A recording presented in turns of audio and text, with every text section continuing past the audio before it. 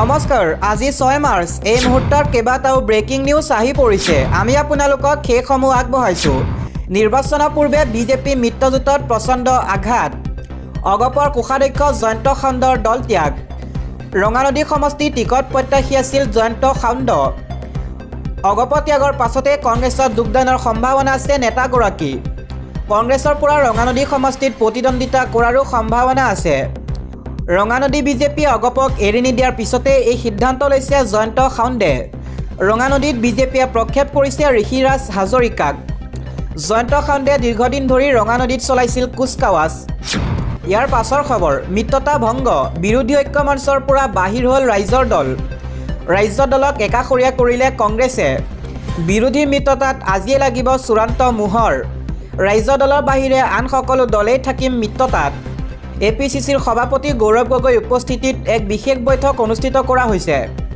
বৈঠকত উপস্থিত থাকিব এজেপি চিপিআই চিপিআইএম এপিএছএলচিৰ নেতৃত্ব সমষ্টি বুজাবুজিক লৈ আজিয়ে হ'ব চূড়ান্ত সিদ্ধান্ত বিয়লি 3:30 বজাত উমৈহতীয়া সংবাদমেলৰো সম্ভাৱনা আছে পৰৱৰ্তী খবৰ পবিত্ৰ ৰমজানৰ মাজতে মুখ্যমন্ত্ৰীলৈ বিশেষ উপহাৰ জুম্মা নামাজৰ দিনাই হিমন্ত বিশ্ব শৰ্মাক দিলে ডাঙৰ উপহাৰ মুখ্যমন্ত্ৰীক নিৰ্বাচন খেলিবলৈ ধন দিলে মুছলমান সমাজে মুখ্যমন্ত্ৰী হিমন্ত বিশ্ব শৰ্মাক 11,111 টকা দিলে মুছলমান সমাজে নিৰ্বাচনী পুঁজিলৈ ধন আগবঢ়ালে মুছলমান সমাজে নাহৰকটীয়াত মুখ্যমন্ত্ৰীক লগ কৰিবলৈ আহিল হাজাৰ হাজাৰ মুছলমান পুৰুষ মহিলাৰ মুখ্যমন্ত্ৰীলৈ এই উপহাৰ দিন হাজিৰা কৰা মিস্ত্ৰীৰ কাম কৰা লোকে দিলে চৰকাৰক এই ধন উপহাৰ পোৱাৰ পিছতে প্ৰতিক্ৰিয়া প্ৰকাশ মুখ্যমন্ত্ৰী হিমন্ত বিশ্ব শৰ্মাৰ অসমীয়া মুছলমান সমাজ আমাৰ লগত আছে মুছলমান সমাজে দোৱা কৰক আমাৰ বাবে এইদৰে মন্তব্য কৰে মুখ্যমন্ত্ৰী হিমন্ত বিশ্ব শৰ্মাই দিবলৈছো এটা ৱাৰ আপডেট পবিত্ৰ ৰমজান মাহতে আমেৰিকা ইজৰাইলৰ আক্ৰমণত 1145 জনৰ মৃত্যু পবিত্ৰ ৰমজান মাহতে তছনছ কৰা হ'ল ইছলামিক ৰাষ্ট্ৰ ইৰাণ যুদ্ধৰ মাজতে পোহৰলৈ আহিছে এই ভয়ংকৰ তথ্য মধ্যপ্ৰাচ্য মহাৰণত বৰ্তমানলৈ মৃত্যু হয় 1145 জনৰ কিছু সময় পূৰ্বে ইৰাণৰ জাহাজ আক্ৰমণত 101 জন নিৰুদ্দেশ হৈ পৰে শ্ৰীলংকা উপকূলত ইৰাণৰ জাহাজত ছাবমেৰিনেৰে আক্ৰমণ কৰা হৈছে জলপথত আগ্ৰাসী ৰূপত ইৰাণক আক্ৰমণ কৰিছে আমেৰিকা ইজৰাইলে পবিত্ৰ ৰমজান মাহতে তছনছ হৈছে ইছলামিক ৰাষ্ট্ৰ ইৰাণ পৰৱৰ্তী খবৰ সাৱধান কোচিং চেণ্টাৰত নাকি লগাবলৈ সাজু ৰাজ্য চৰকাৰ কাঠফুলাৰ দৰে গঢ়ি উঠা কোচিং চেণ্টাৰৰ বিৰুদ্ধে কঠোৰ চৰকাৰ বিজ্ঞাপন দি চমক সৃষ্টি কৰা কোচিং চেণ্টাৰৰ বিৰুদ্ধে চলিব একশ্যন কোচিং চেণ্টাৰে কি পঢ়ুৱায় তাৰ খবৰ লোৱা হ'ব কোচিং কৰিলেহে চাকৰি পায় এই সংস্কৃতি নোহোৱা হ'ব লাগিব এনে কৰিলে দুখীয়া মানুহক চৰকাৰী চাকৰিৰ পৰা আঁতৰাই লৈ যায়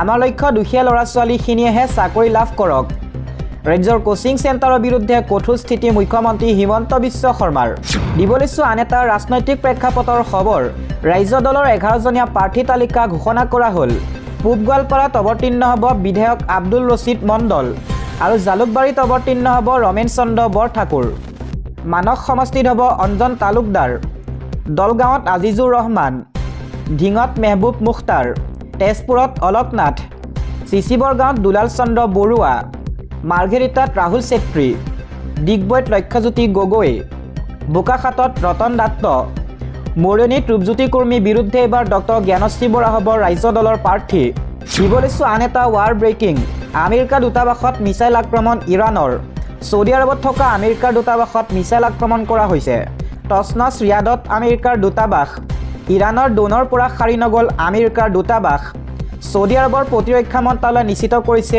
এই তথ্য আমেৰিকাৰ দূতাবাসৰ চৌহদত অগ্নিকাণ্ড দূতাবাসৰ ভিতৰত আছিল চোৰাংচোৱাৰ কাৰ্যালয় এই আক্ৰমণত শংকিত আমেৰিকাৰ নাগৰিকৰ ওপৰত ধাৰাবাহিক আক্ৰমণ ইতিমধ্যে অব্যাহত ৰাখিছে ইৰাণে ট্ৰাম্পৰ পুনৰ ঘোষণা হৰমুজ দখল কৰিব আমেৰিকাই তেলৰ জাহাজসমূহক নিৰাপত্তা দিব আমেৰিকান সেনাই দিবলৈছো আন এটা খবৰ সীমান্ত আৰক্ষীয়ে নাগৰিকত্ব নামত অবৈধ চিণ্ডিকেট চলাই আছে বিধায়ক আমিনুল ইছলামৰ এই অভিযোগ পুনৰ বিস্ফোৰক মন্তব্য কৰে বিধায়ক আমিনুল ইছলামৰ মুখ্যমন্ত্ৰী হস্তক্ষেপৰ দাবী বিতৰ্কিত মন্তব্যৰে সততে চৰ্চাত থকা এগৰাকী বিধায়ক হৈছে ধিং সমষ্টিৰ AIUDF দলৰ আমিনুল ইছলাম বিধায়ক আমিনুল ইছলামে নিৰ্বাচনৰ প্ৰাক মুহূৰ্তত পুনৰ এক বিস্ফোৰক মন্তব্য কৰিলে এবাৰ নাগৰিকত্ব প্ৰমাণক লৈ সীমান্ত আৰক্ষীৰ বিৰুদ্ধে বিস্ফোৰক মন্তব্য কৰিলে বিধায়কগৰাকীয়ে বুধবাৰে সংবাদ মাধ্যমলৈ প্ৰেৰণ কৰা এক ভিডিঅ' বাৰ্তাত বিধায়ক ইছলামে সীমান্ত আৰক্ষীৰ বিৰুদ্ধে অভিযোগ উত্থাপন কৰি কয়, শেহতীয়াকৈ সীমান্ত আৰক্ষীয়ে একাংশ সংখ্যালঘু লোকক থানালৈ মাতি নি নাগৰিকত্ব প্ৰমাণৰ জাননী জাৰি কৰিছে। সীমান্ত আৰক্ষীয়ে নগাঁৱৰ বিভিন্ন প্ৰান্তৰ লোকক জাননী জাৰি কৰি নাগৰিকত্ব প্ৰমাণৰ নথি লৈ নিৰ্দিষ্ট আৰক্ষী থানাত হাজিৰ হ'বলৈ নিৰ্দেশ দিয়ে। লগতে সংশ্লিষ্ট আৰক্ষীয়ে জাননী জাৰি কৰা পৰিয়ালক সকলোকে 50,000 টকা লগত লৈ হাজিৰ হ'বলৈ কয়। 50,000 টকা দিলেহে নথিৰ বৈধতা প্ৰতিপন্ন হ'ব বুলিও এক প্ৰকাৰৰ ভাবুকি প্ৰদান কৰে। এনেদৰে নাগৰিকত্বৰ নামত অবৈধ সিন্ডিকেট চলাই থকা হৈছে। নাগৰিকত্বৰ নামত ধন সংগ্ৰহ কৰাৰ দৰে বিস্ফোৰক অভিযোগ উত্থাপন কৰি বিধায়ক ইছলামে এই ক্ষেত্ৰত ৰাজ্যৰ মুখ্যমন্ত্ৰীয়ে হস্তক্ষেপ দাবী কৰি এনেদৰে নাগৰিকত্বৰ নামত দুখীয়া মানুহৰ পৰা টকা খোৱা বন্ধ কৰিবলৈ আহ্বান জনায়। এটা জনগোষ্ঠীক লৈ হেতালি খেলা বুলি মন্তব্য কৰি বিধায়ক ইছলামে এনে কাৰ্য বন্ধ কৰিবলৈ আহ্বান জনায়। বিধায়কগৰাকীয়ে উত্থাপন কৰা অভিযোগ সন্দৰ্ভত সংশ্লিষ্ট কৰ্তৃপক্ষই কেনেদৰে গ্ৰহণ কৰে সেয়া পৰৱৰ্তী সময়ত লক্ষণীয় হ'ব। দিবলৈছো আন এটা খবৰ, পল্লৱী শইকীয়া গগৈ প্ৰাৰ্থিত্বক লৈ যুৱ কংগ্ৰেছত অসন্তুষ্টি। টিয়কৰ পৰা পল্লৱী শইকীয়া গগৈক প্ৰাৰ্থিত্ব প্ৰদান কৰাৰ বাবে পদৰ পৰা অব্যাহতি ল'লে ব্লক যুৱ কংগ্ৰেছৰ সভাপতিয়ে। কংগ্ৰেছ দলে ঘোষণা কৰিছে বিধানসভা নিৰ্বাচনৰ প্ৰথমখন প্ৰাৰ্থীৰ তালিকা। সকলোৰে আচৰিত কৰি এই তালিকাত অন্তৰ্ভুক্ত হ'ল প্ৰদেশ কংগ্ৰেছৰ সভাপতি গৌৰৱ গগৈ। যোৰহাট সমষ্টিৰ পৰা প্ৰতিদ্বন্দ্বিতা আগবঢ়াইছে কংগ্ৰেছৰ সভাপতিগৰাকীয়ে। ইয়াৰ সমান্তৰালভাৱে 99 নং টিয়ক সমষ্টিৰ পৰা কংগ্ৰেছৰ প্ৰাৰ্থী হিচাপে তালিকাত স্থান পাইছে পল্লৱী শইকীয়া গগৈয়ে।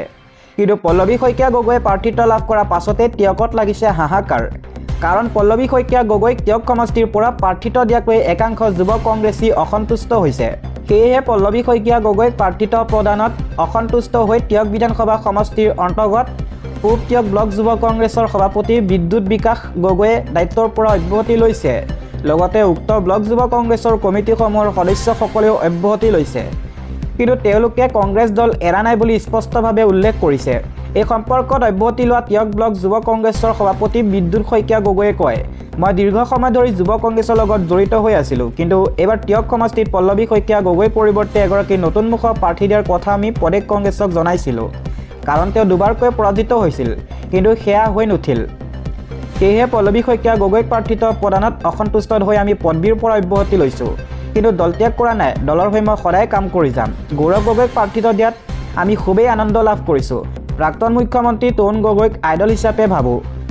বিতৰ্ক চলি থকাৰ মাজতে ৰাজ্য দলে বুধবাৰে ঘোষণা কৰে প্ৰথমখন প্ৰাৰ্থী তালিকা, য'ত ডক্টৰ জ্ঞানশ্ৰী বৰাক মৰিয়নি দলৰ প্ৰাৰ্থী হিচাপে উল্লেখ কৰা হয়। উল্লেখযোগ্য যে কিছুদিন পূৰ্বে 26ৰ নিৰ্বাচনত অংশগ্ৰহণৰ উদ্দেশ্যে প্ৰবক্তা কৰে লোভনীয় চাকৰি এৰি সক্ৰিয় ৰাজনীতিত যোগদান কৰিছিল ডক্টৰ জ্ঞানশ্ৰী বৰাই। লক্ষণীয়ভাৱে এই মুহূৰ্তলৈকে কংগ্ৰেছে মৰিয়নি সমষ্টিৰ বাবে প্ৰাৰ্থী ঘোষণা কৰা নাই। ইতিমধ্যে মৰিয়নি সমষ্টিৰ পৰা কংগ্ৰেছৰ প্ৰাৰ্থিত্ব প্ৰত্যাশী হিচাপে আছে চিকিৎসক যদুনাথ বুঢ়াগোহাঁই, লোহিত কোঁৱৰ, পৰেশ বৰা, কৃষ্ণা গগৈ।